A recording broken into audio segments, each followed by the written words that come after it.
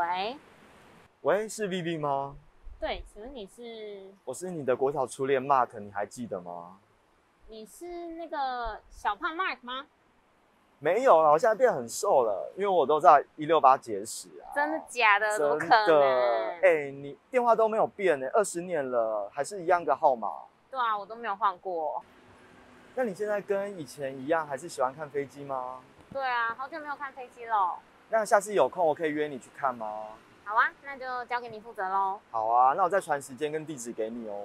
好，好，拜拜。拜拜。Yes。飞机上就是离飞机最近的地方了，可以看到飞机近距离从头上飞过去，他一定会喜欢。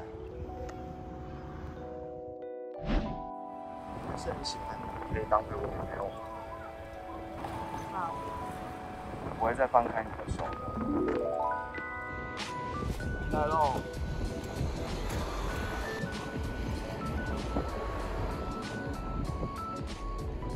我还是很喜欢你，可以当回我的女朋友吗？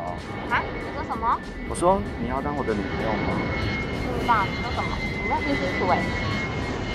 是，飞机很近。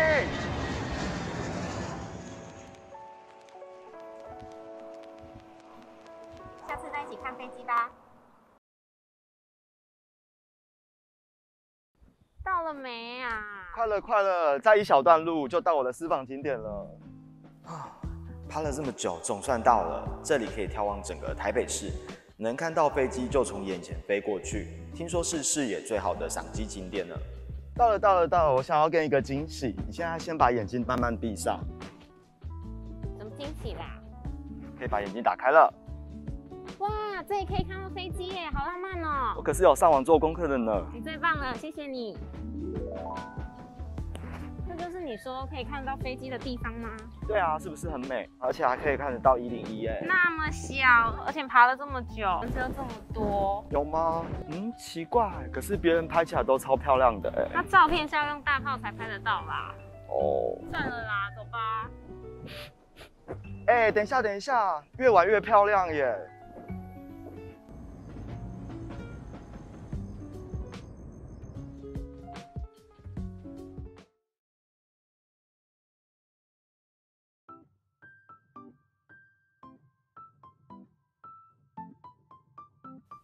唉，前2次都失败，这次我要血耻了。昨天准备这些东西到半夜，今天我一定要重新把你追到手。